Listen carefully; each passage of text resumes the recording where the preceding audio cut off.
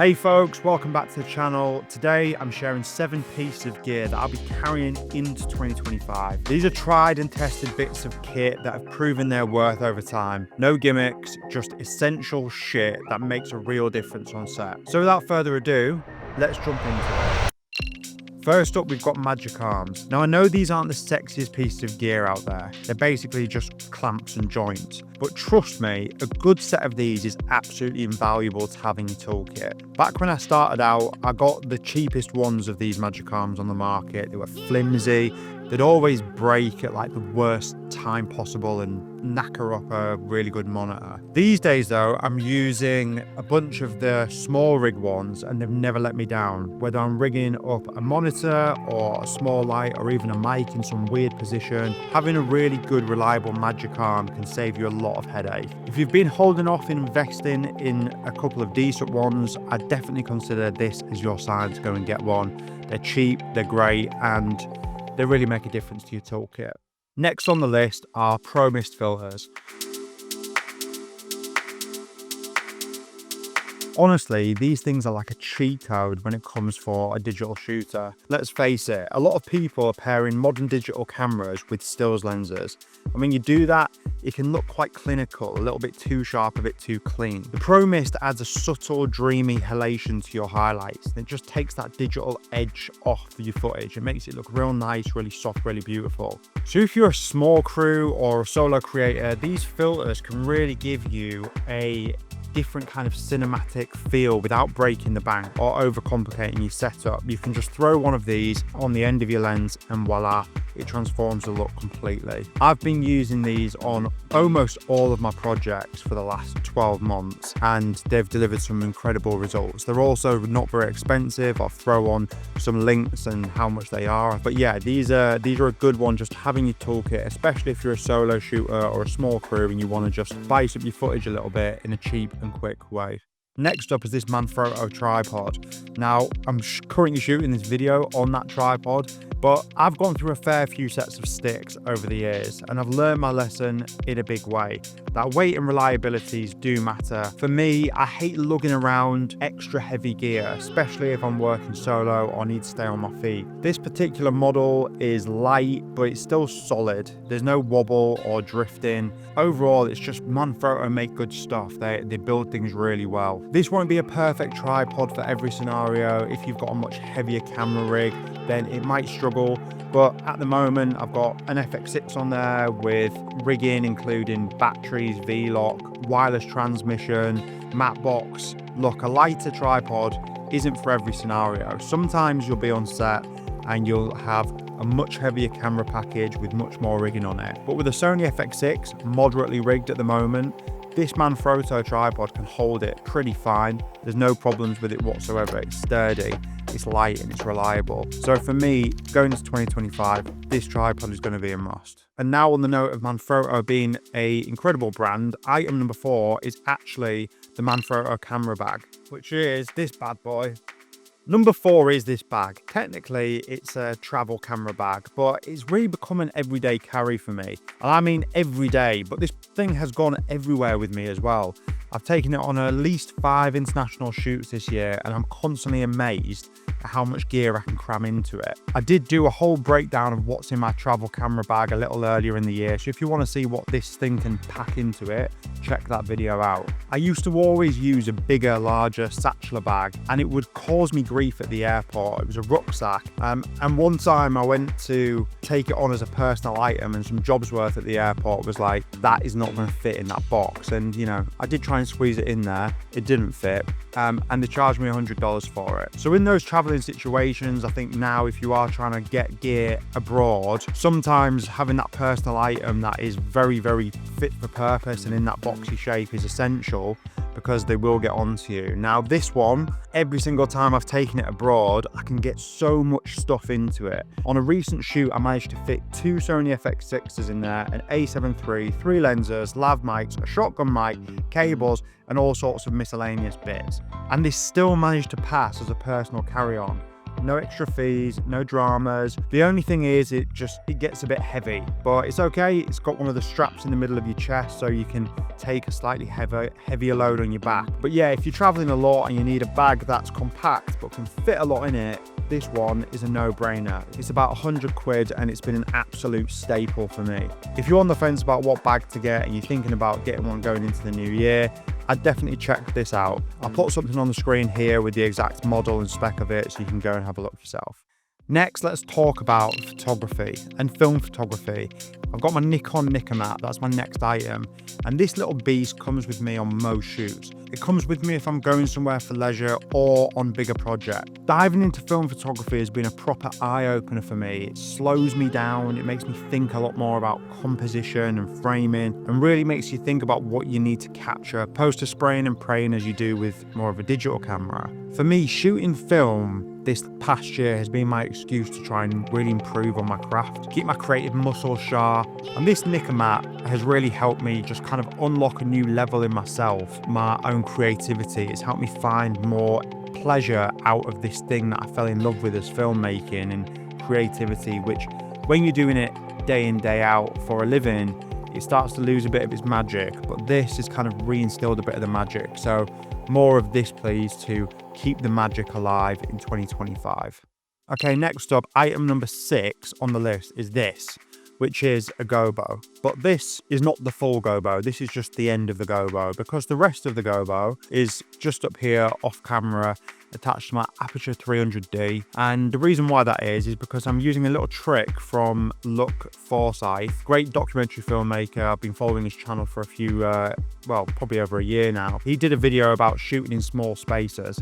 Anyhow, as a result of that, I'm now using this kind of booklight setup, and it's got a nice gentle roll off on my face. Let me know if you like the lighting in this, because I've been experimenting with some different ways to diffuse light and bounce light. But this Gobo, what is it? It's basically an adapter that you put on the end of your light fixture, and it fits with a Bowen's adapter. And what you can do is either use it to spotlight light, as I am doing right here. So this is just basically, it's instead of it having a big spill, if you were to put a cone on the end of your light, you put on an adapter and it really spotlights the light. So that currently is being used as a bounce here. So that's one use case for it. What you can also do though, which is really funky and cool, is you can put this additional adapter onto it. And this has, in the middle of it, these access points where you can change out different shapes in the Gobo. And what that does is it projects that shape onto whether you want it to be a person, an item, a background, whatever. It can create some really interesting looks and just put a little bit of disruption into your frame. I've used it in these YouTube videos, sometimes in the background, just to add a little bit of texture and variety onto the light on the wall. And I've also used it in commercial environments where I'm looking to just kind of put a little slot of light across someone's face to indicate that a little slither of a window's open. So the two shots side by side, it gives the indication that there was a red light coming through the window, and that was just putting a little slither of light over the subject's face. Now, so there's quite a few creative ways that you can use this on set, and what I would say is having it in the toolkit this year, there's just been the odd occasion where I've been like, oh, the Gobo will fix that. That's what it's for. So it's handy. It's really handy to have. Again, like this situation with the bounce light, we were shooting an interview the other day for a client of ours, and the subject had glasses on, so we were using a softbox to diffuse the light onto him. And because we were getting glare from the softbox onto his glasses, we asked him if he would be open to taking them off. Now he took them off and placed them down on the side. After a couple of minutes of filming without them on, because his eyes were so sensitive, he was like, oh, I'm really struggling. So we used this same setup, this kind of bounce setup that I've got here. So yeah, this Gobo, it's actually really versatile to bring a little bit of like spice and creativity to some of the shots that you've got, but also to use it in this bounce fashion as well, as a relatively inexpensive alternative to getting a spotlight. These are relatively inexpensive as well. They're coming at around £125. Now the final piece of gear that I will be bringing in is going to be a little bit messy to show, but I'll show it. It's in this bad boy here, and it is this. No, it's actually a Hollyland monitor, but It's not just a monitor in isolation. This as a monitor by itself is very good, I will add, but this is a wireless monitor, but it can be used in so many different ways. It's their new Pyro system, Hollyland Pyro. I've got a Hollyland transmitter on my camera up there, which you might have been able to see on the video that was shown a little bit earlier, and that is now connected to the Hollyland app on my phone, and that is giving me a live feed of what we can see right now, what this talking head is.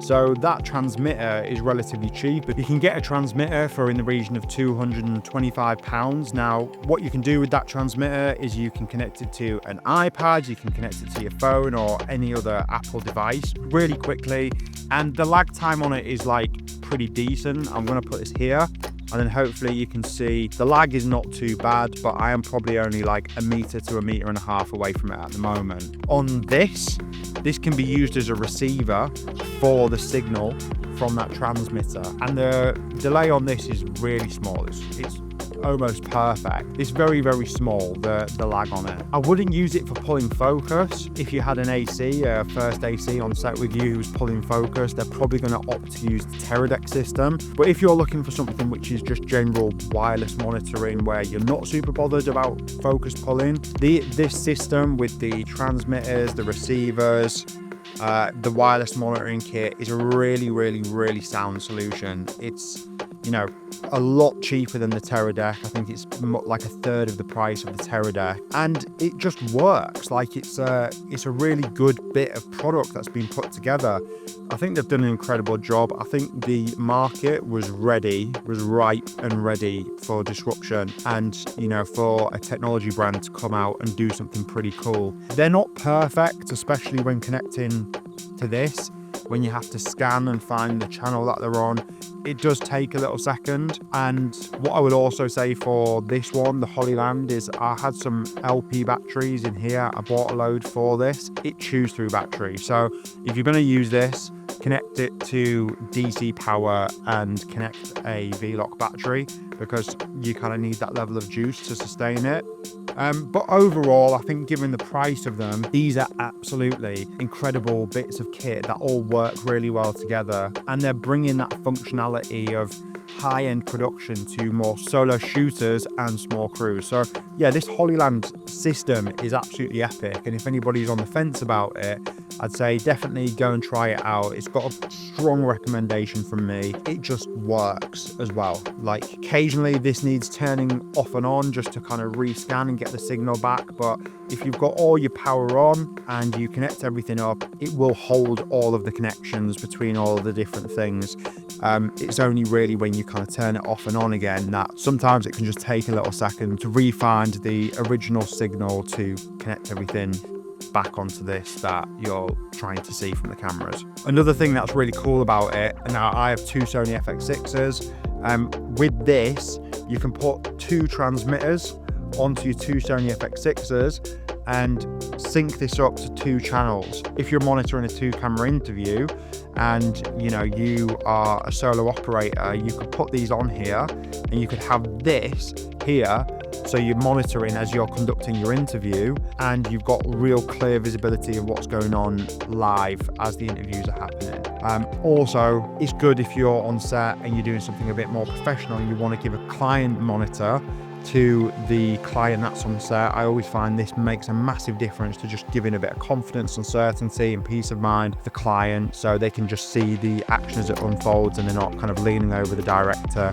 or the DOP or the camera operator's shoulder thinking like, oh, I'm not sure about that, I'm not sure about that. They can see it here in full resolution. So yeah, Hollyland wireless monitoring, the Pyro monitoring system with all of the transmissions and whatnot, really well built. It's a big thumbs up from me. So there you have it. There's 7 pieces of kit that I will be taking into 2025. These aren't the flashiest and most expensive piece of gear, but each one of them has earned its place in my kit because they make my shoots run smoother, they make my images and creativity work better, they make things more efficient on set.